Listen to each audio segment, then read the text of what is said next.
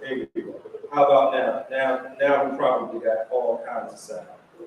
That's good. That's better. I just need to add myself to the stream. So let's just jump back in. Good to see you tonight, man.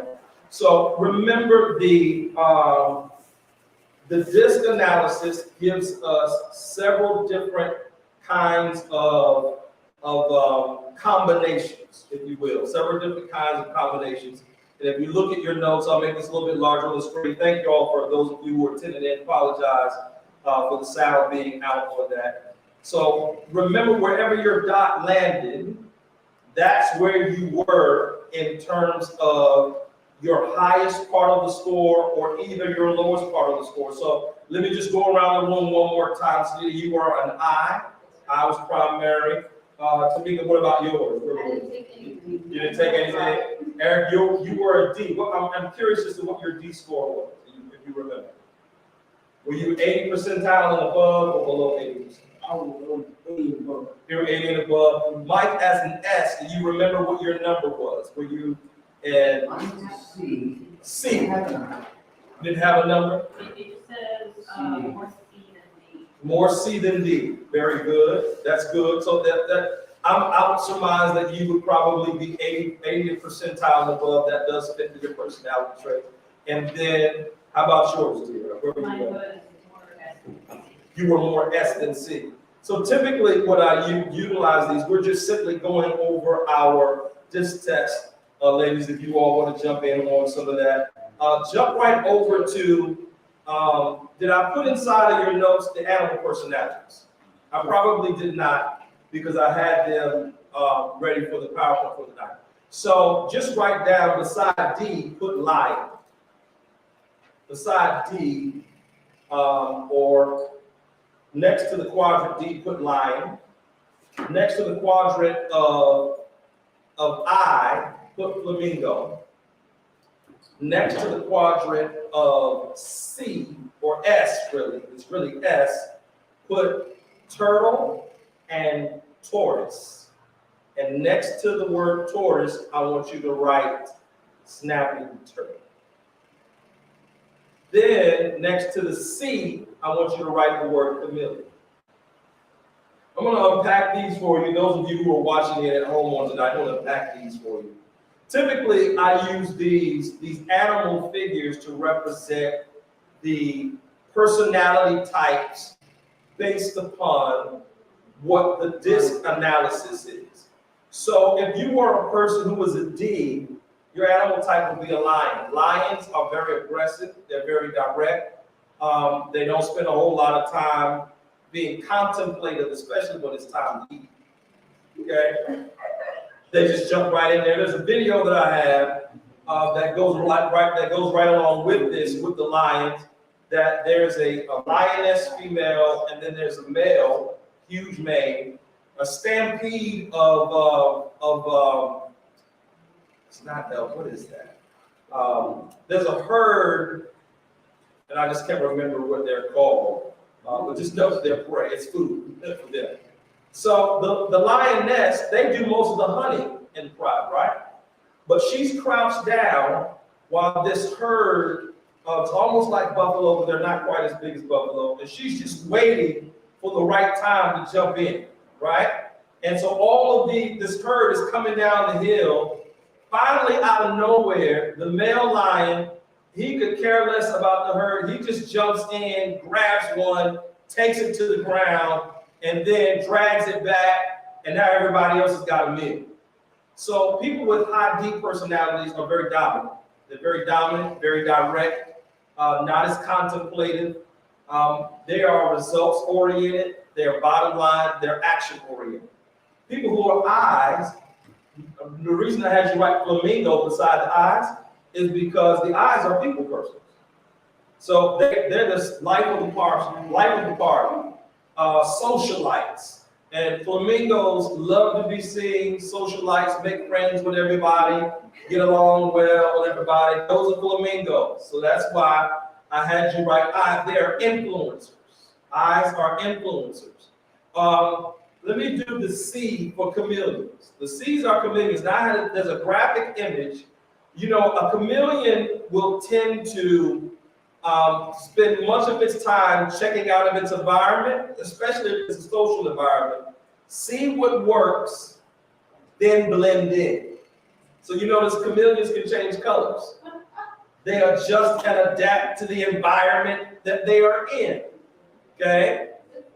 So chameleons are also persons they're contemplative, they're looking around, they're seeing what the pulse and what the temperature is, and then when they find out the pulse and the temperature, then they adjust themselves accordingly and jump right in. So now, then you have, for the S, you've got two. I had you write down tortoise or turtle, and then snapping turtle. Here's the thing, and I normally use this in relationships. Turtles are very slow to make changes.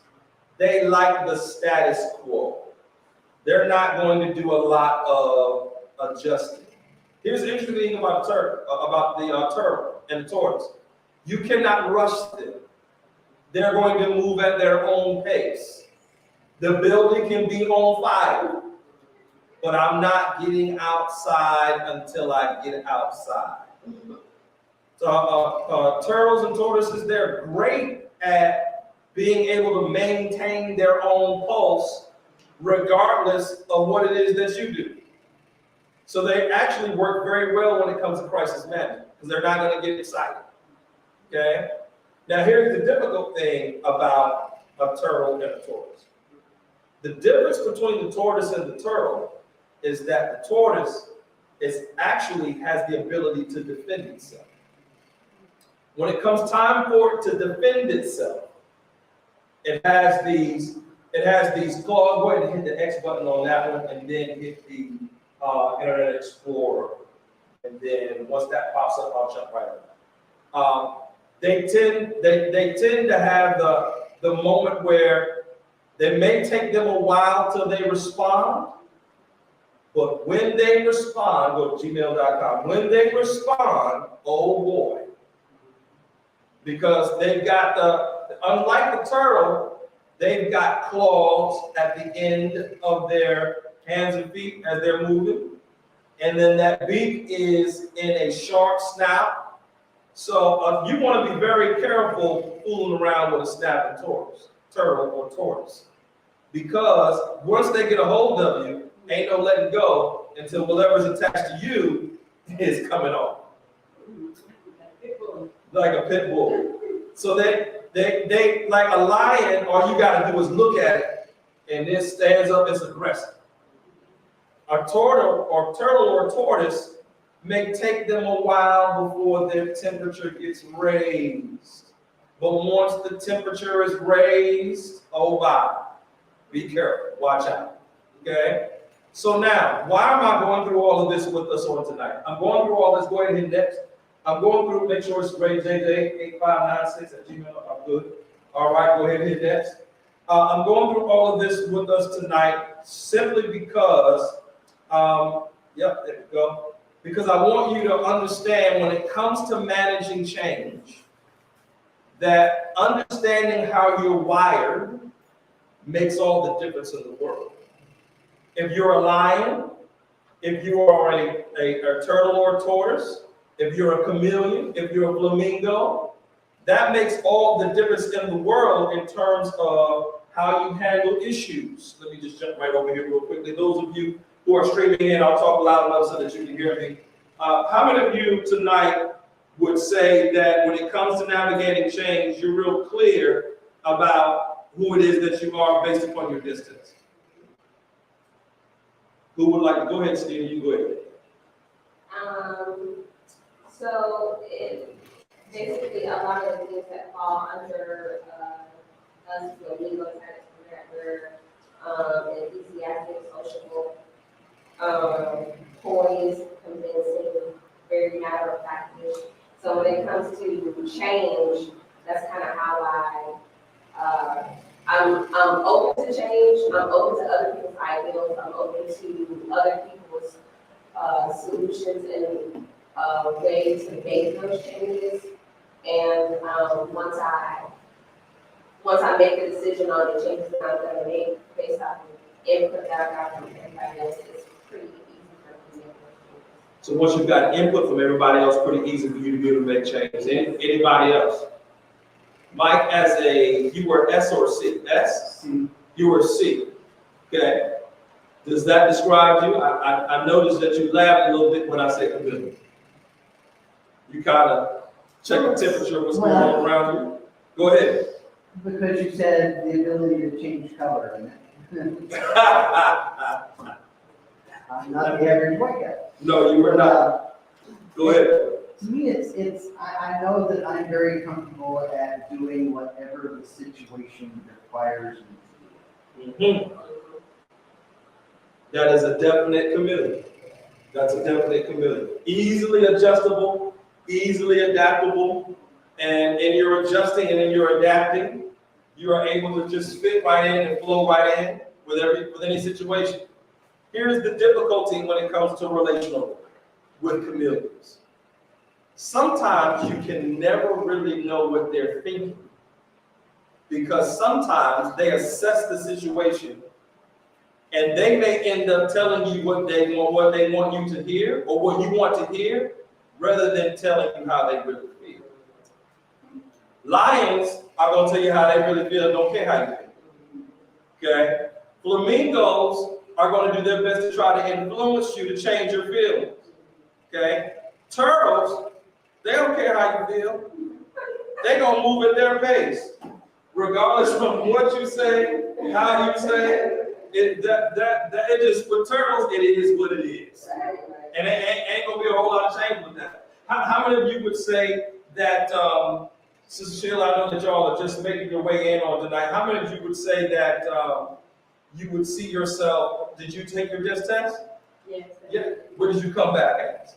Well, okay, this result, it has S/I. S/I. Now that's interesting. I wouldn't pay you as an S. I would have you as a high I all day with a little bit of D. That's what says Sister Sherry. The 16 personality, I did it too. The 16 personality has console, CONSUL/ESFJA. Caring, social, community-minded people are always eager to help. That is very, very good. Very, So very you good. said you thought I was a D? I thought you were, I would have you pegged as a high D, just simply because the Sheila Wilkerson I know is never afraid to speak her mind. That wouldn't make me an D, because I'm not afraid to speak my mind. I'm pretty laid, I'm very, very laid back. Very, very laid back. It takes a lot to really get me really upset, and once I get upset, you probably get out of it. It takes a lot to get me to that point. So that would make you as an S, that would put you in as a snap turtle.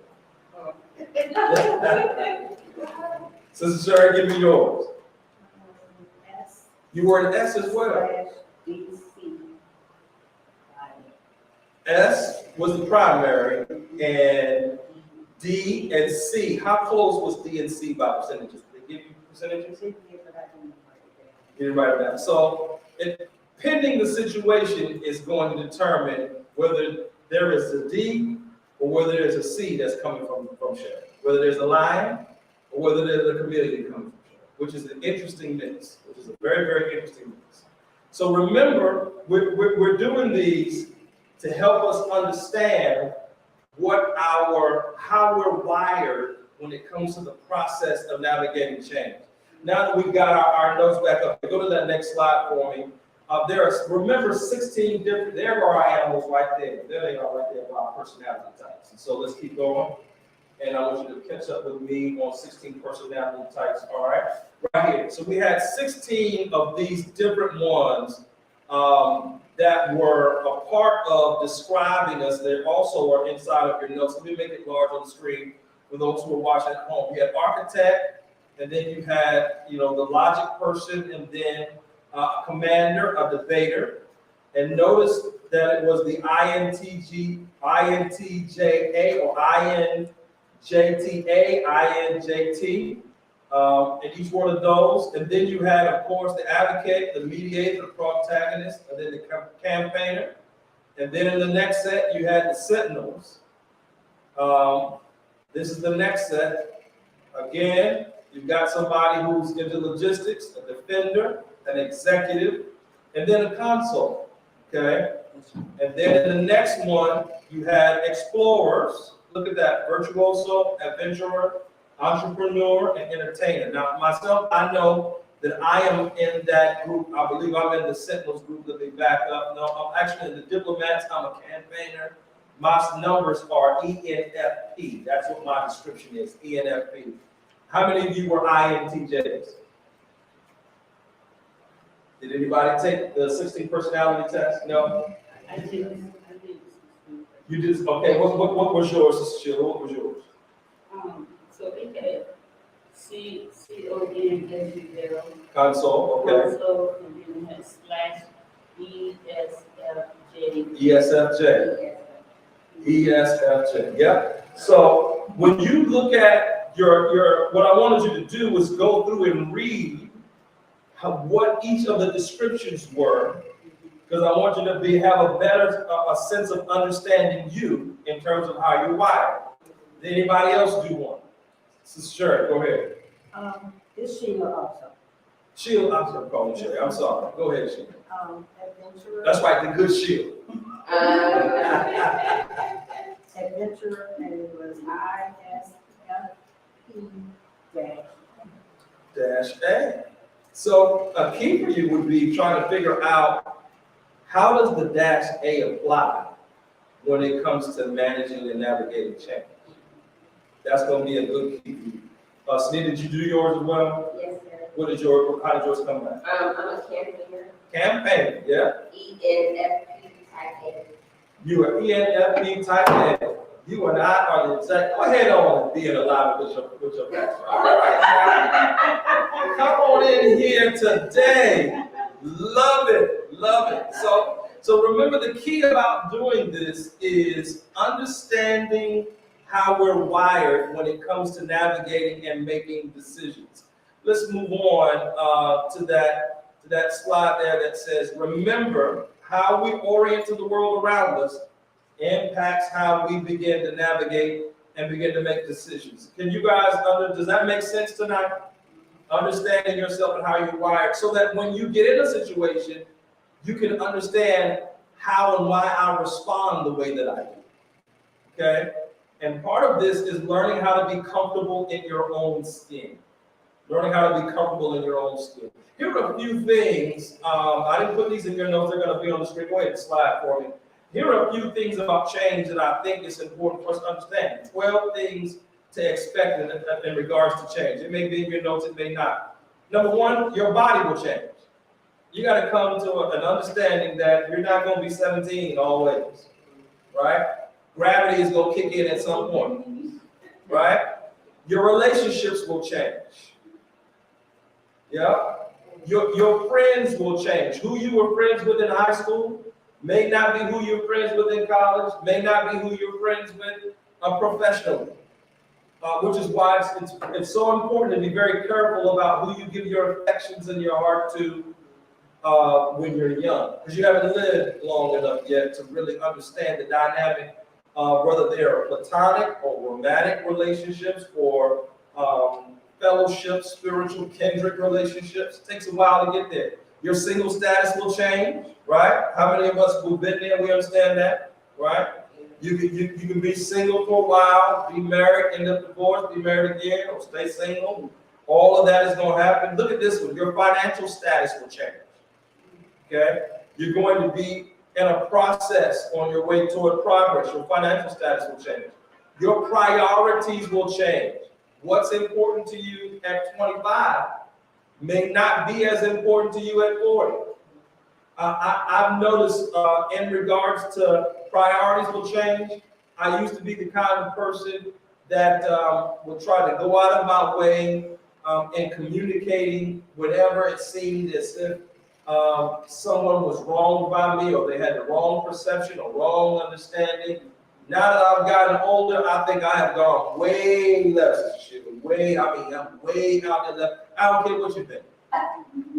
Because your opinion is going to be your opinion, and that ain't got to change mine, right? Come on. So priorities will change. Your values will change. That's important to know. Your knowledge will change. And what I mean by knowledge is what you're exposed to will change. Now let's apply that when it comes to navigating change, right? Understanding that change will happen.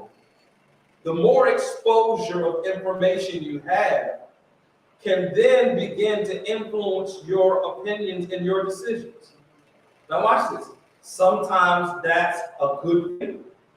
Sometimes that's a not so good thing. It depends on what the change is that determines how you will change.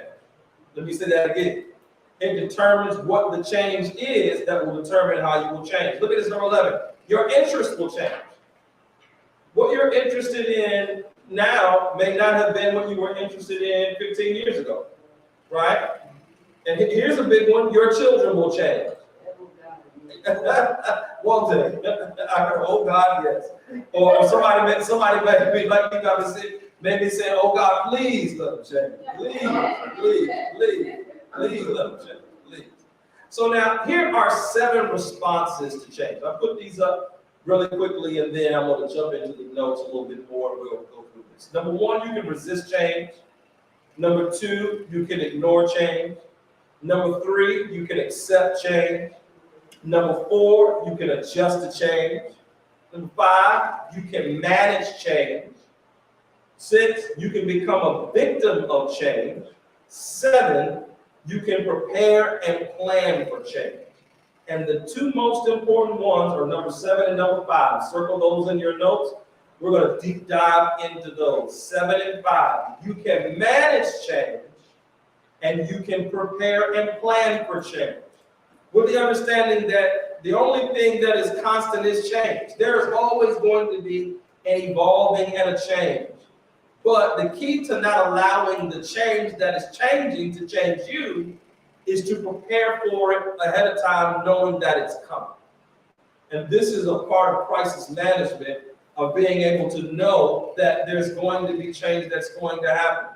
So not necessarily written down in your notes, but it should be right around maybe page 4 or 5. I've got the word responses in there.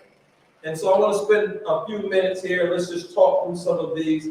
Number 1, resist change. Here's what I want you to jot down. Go ahead. Yeah, there you go. You can copy the notes right on down while I'm rolling through. When you resist change, resistance to change is this. It's rooted in fear and displacement of comfort. Whenever we resist change, we resist it because it's going to cause us to feel or to be uncomfortable. It will cause us to feel and to be uncomfortable. All right? Ignoring change. This is rooted in a lack of exposure and or false reality. When we pretend like the building is not on fire, we're in a moment of false reality. Sometimes some things can be just staring us right in the face. But because, and I put ignore and resist together, sometimes fear keeps us from having an acknowledgement that the reality that we're facing is what we're facing. You 3 months behind on your rent, there's a notice that's coming. Then there's a 45-day process and a 60-day process. And soon you can find yourself out of it, where you ignore realities. Now, there's a difference between accepting a reality of calamity and ignoring it. Just because I know the building's on fire doesn't mean I'm going to get burned. Because I can navigate my way out of the burning building, right? By having prepared ahead of time. Let me make it a little bit larger on the screen for those who may be watching at home. Check this out. Accept change. Whenever we accept change, this is rooted in flexibility, boldness, and faith, trust, and confidence in something or someone beyond ourselves.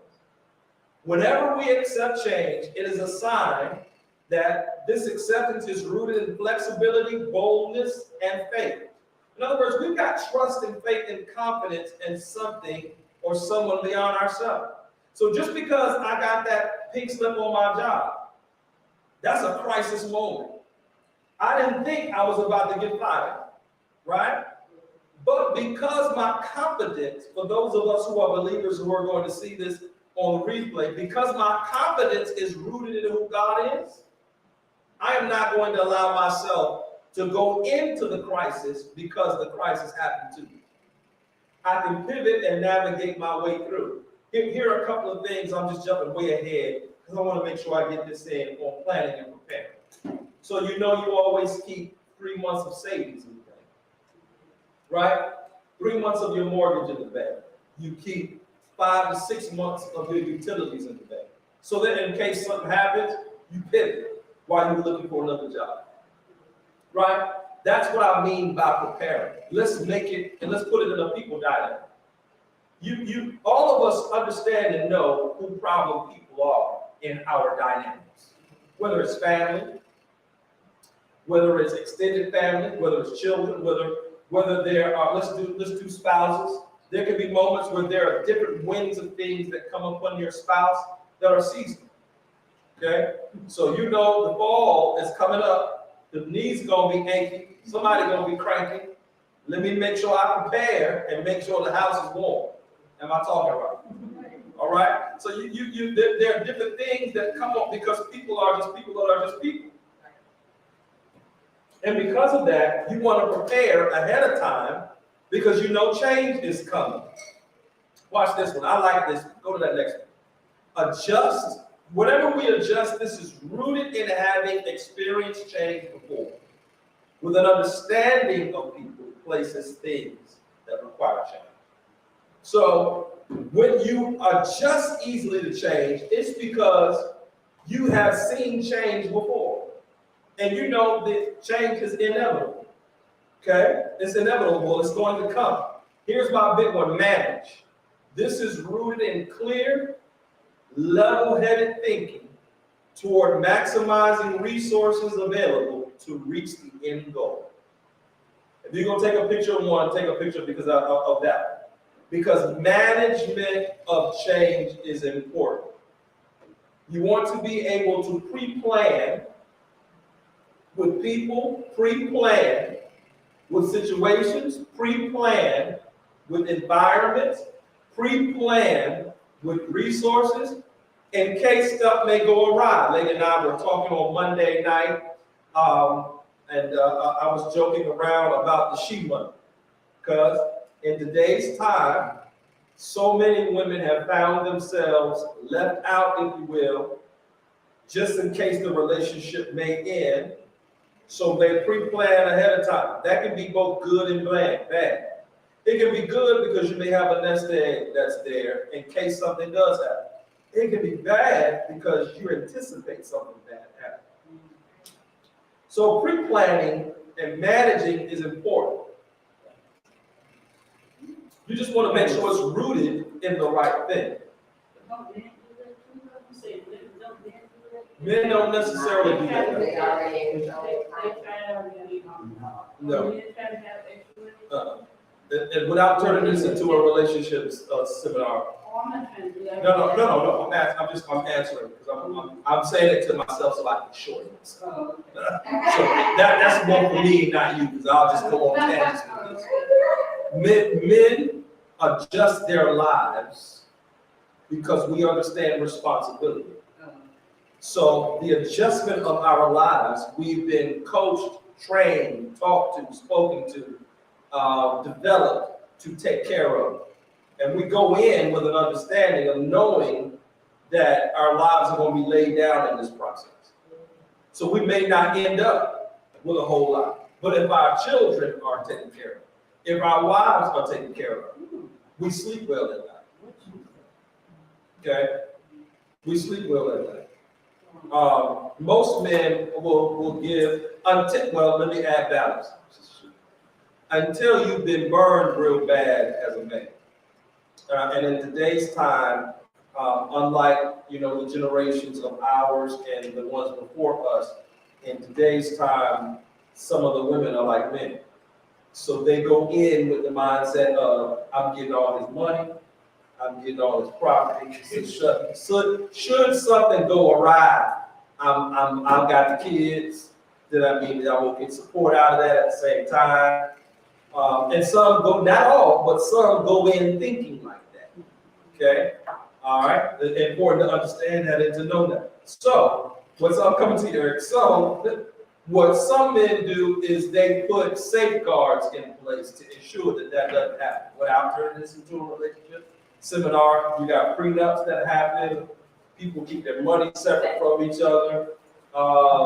They have a division of labor and responsibility. What happens, things don't necessarily get commingled in, because if you've ever been in a situation where you've been burned before, you're trying to protect yourself.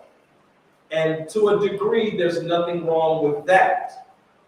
What I want to say about that, and I'm way beyond where I need to be, and that what I want to say about that also is you don't go into it expecting that to happen. Go ahead, real quick. Okay.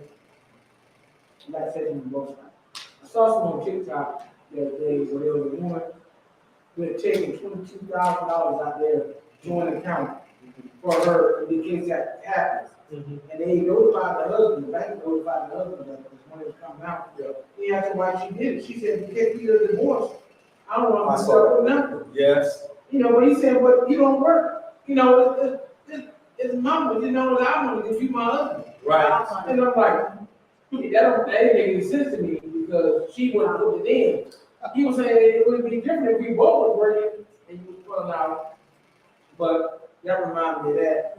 And I put the coin in, and I think as a man, you know, any man that's worked anything wouldn't get in any involved in any relationship that he felt he could not pull his weight in the first place. That's true. Right. You know, there are some women that they say they don't care. They don't care because they're not married. You know what I'm saying? So, you always walk away. Yeah. You know, and I tried to explain that to somebody in my class. Yeah. They were like, why, you know, all we need is, I said, no, we need so much more than what you asking for. Yep. For a decent relationship, I didn't want to get you a relationship, I already did one. Yep. Where that occurred. So I didn't want to get another one. They didn't want to understand, but eventually they understood. But, you know, I still my time because people don't always see the reality when Or they don't have the experience. right. But the other tripped me out though. She got her money out the bank and she did get a divorce. Yeah. You know, and then it's like he 22 down. Plus they gotta come with child support. She took it out without asking them? Yeah. Yeah. He didn't know anything about it. And she was putting money to the side. Put money to the side. Yeah. And then he found out about that. We'll talk about that after. Yeah. Thank you, ladies, for helping me get back on. Lady has chimed in on tonight. She said this is definitely her. She is a high C and her next score was an S. She's very low on D. So that is absolutely right. That is absolutely her. Those are her numbers right there. Let me move on to the next one. Victim. We can become a victim by change. And this is rooted in a fear or unwillingness to leave what's comfortable and an inability to manage the threshold of pain. When you become a victim of change, it is because you have a very low tolerance for pain. When I say tolerance for pain, I'm not so much talking about physical pain. I'm talking about emotional pain. Emotional pain can drive you to make decisions and to do things that you normally would not do. And so, understanding that change is inevitable, emotional maturity is very important. Very, very important that you have emotional maturity in regards to navigating change. Let me go to the next one, just hastening for time's sake. My big one, I like this one. Prepare and plan, which is rooted in foresight, insight, and hindsight. Whenever you prepare and plan for change, it's rooted in foresight. You understand change is going to happen. You have insight, you've got some experience. And then hindsight, you learn from your history. Okay? If you do nothing else from the mistakes in your life, learn from your history. so that you don't have to repeat them over and over again. Okay? Because one thing about, since we're believers all in here on the room tonight, one thing about God is He don't do social promotion. So you can be 15 when God would still be in the 5th grade until you get it. Okay? So emotional and spiritual maturity is very, very important. Okay? And what comes from that, and remember this, knowledge and information source is in something or someone beyond natural human wisdom and understanding. So when you prepare and you plan for change, so in other words, let's use our Christian context. You know the enemy is going to be the enemy. His job is to steal, kill, and destroy. That's what he's going to do. So since you know he's going to steal, kill, and destroy, you've got to insulate yourself to make sure that you are girded with your full armor at all times. And you got your head on a swivel looking for him, but knowing that your faith and trust and confidence is in God and that he will keep you protected in all things that you will experience. Make sense? Yes. So I put on this next one, and I won't have a lot of time to unpack it, but management. These are a couple of keys when it comes to being able to navigate well in terms of managing. And that is, let me make it large on the screen for those who may be watching. The keys are management, preparation, and planning. So when we talk about managing change, understanding that there are some universal things that happen with change. Making sure that you maintain your focus of your goal. This should be in your notes as well. Understanding that managing change is a process. It's not going to happen overnight. Here's the one I think we missed. It's multidimensional. And managing change is going to happen on several different levels. And you've got to be able to anticipate the change that's going to occur on several different levels. This one is good for you really learn how to master the art of managing well when you've got multiple children at various ages. Because what you learn is that what affects the 18-year-old affects the 12-year-old, affects the 9-year-old differently. And how the 9-year-old processes is not how the 18-year-old processes. And so you've got to navigate the space of change with all 3 or 4 or multiple groups in mind. Family dynamics are a good place to develop management skills. Let me just use some of our vernacular in some spaces, not all spaces, but in some spaces. You know who the kleptos are in family. So you know you put some stuff to the side and you hide some stuff and you don't pull some stuff out because you know so-and-so is coming over for Thanksgiving. Come on, talk to me. I'm managing on multiple levels. Okay, so ahead of time, you know, so, listen, hide the bourbon over here because when so-and-so get a little too much of the dark liquor, it's gonna be a problem. Right, or you know so-and-so, call them ahead of time because you know they're gonna come and take 6 plates and not bring nothing. Right? So you want to be able to understand multi-dimensional management, okay? And then there are some things that you do in groups. You do some things and managing certain groups that you don't do with others. That's all a part of management change, okay? And I can spend more time on that, but I want to make sure that I get into right where we are. Here's where we want to land the plane at tonight, where I want to spend the rest of our time in the next 8 or 9 minutes or so. So here's the skill development part I want to talk to you about. So number 1, you got to get to a place where you resist the temptation to resist.